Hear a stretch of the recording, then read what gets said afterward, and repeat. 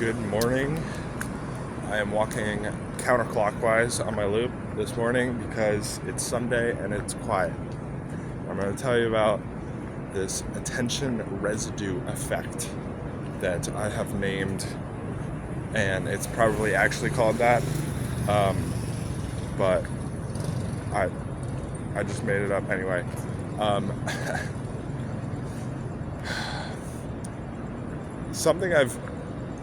This is something I've observed and started to become more aware of, and I think it's valuable because there's a space in which making a decision can impact like the next 20 minutes of your life. Let me explain.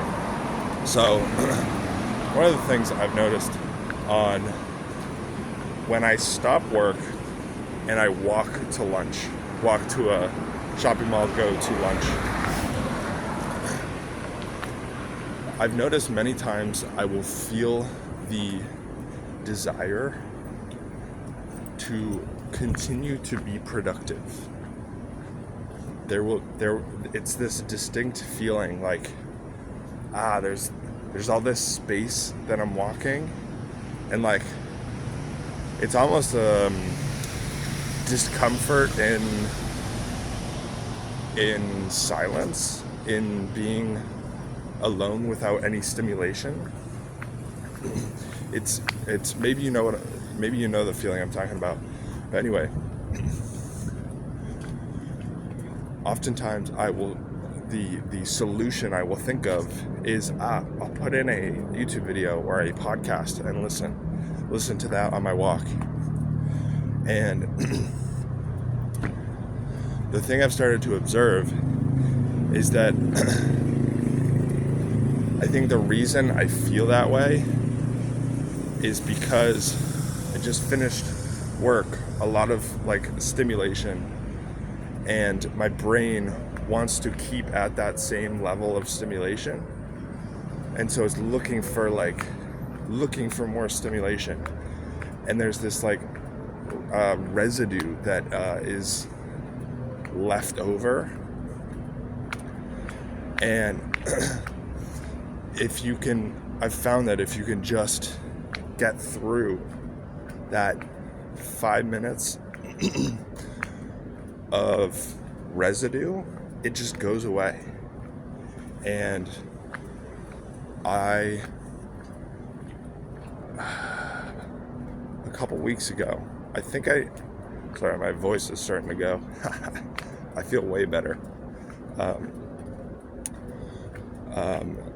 couple weeks ago, I think I shared this moment where I was walking to dinner or something at the Exchange Mall, and it was a Sunday, I think, and so I was doing some reflecting, or I don't know what day it was. I was doing some reflecting on or wanted to do some reflecting on the past 3 to 6 months of like changes, and I felt this same desire of but I want to be productive, I need some stimulation, and I want to put a YouTube video in.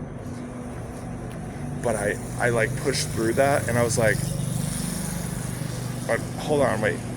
If I just wait and believe this is going to pass, then in 5 to 10 minutes, I'm not going to feel this anymore.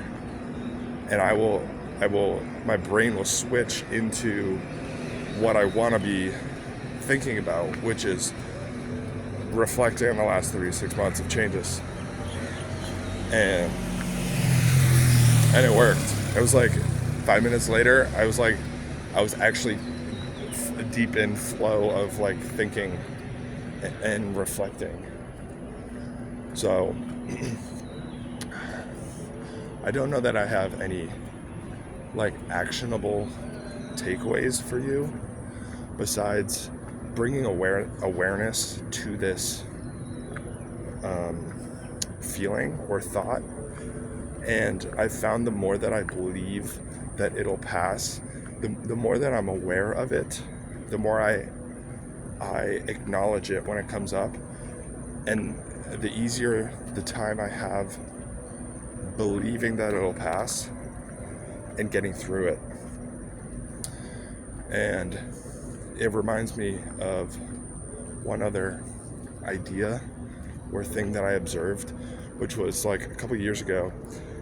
I started recognizing that whenever I started reading, it always took like 5 to 10 minutes for my brain to like switch into like reading and stop thinking about like whatever I was just doing and like all the other things. And and I think it's the same concept of this, like you have this residue that you're this baggage that you're taking from whatever you were just working on, and it takes your brain actual time to switch into focusing on whatever you're now focusing on. And I found like like literally you could set a timer, it takes like 5 to 10 minutes, and then once you get through that little hump, then it's like, oh my god, like I'm actually like focused and focused on reading and like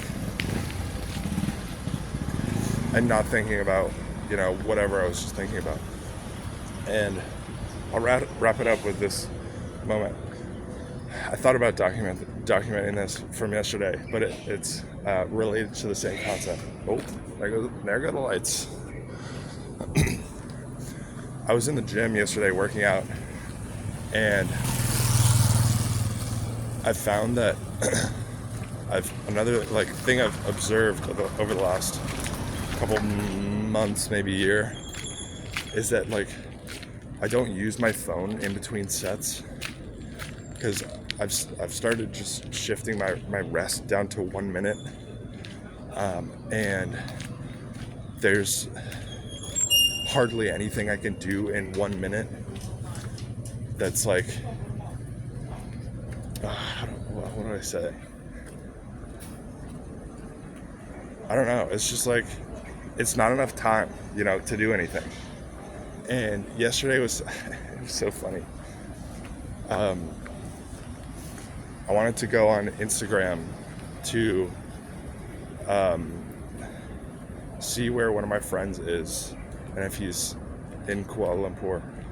And you know, it was like a thing on my like to-do list to do, not just like, oh, like let me see. And I hardly ever go on Instagram, first in general, and second in between sets. And I was like, okay, you know, I have this rest where I'm like not doing anything, you know, I have 1 minute, and so like I'll be productive in my 1 minute, you know. And so I finished a set of bench press dumbbells, put the dumbbells down, take my phone, open up Instagram, and immediately I see a story from, I don't know, someone else that I click on, and then I scroll a couple times and I like swipe through one of the posts from like someone else that I follow, and I was like, okay, hold on, no, I don't see his story, so like I need to go search for his name. So I search, and then I look at his profile, and I'm like, yeah, I don't see a story from him, so like I'll have to message him later. And I put my phone down and I look at the timer, and it had been 2 minutes, full 2 minutes. And I'm like, what? What the hell? Where did that time go? And I was like, yeah, I'd sealed the deal. Like, I'm just not going to use Instagram during my rest. There's this, how I'm relating it to the attention residue is like, I'm focused on working out, and then my brain switches to Instagram, and then there's this residue of, it's just like, well, one, it's just more distracting, and it just takes longer, But then like you have to get your brain out of Instagram and back into the present of like your workout. So anyway, bring awareness to it and believe that it'll pass. Give it a try. Let me know if you do. See you tomorrow. Bye.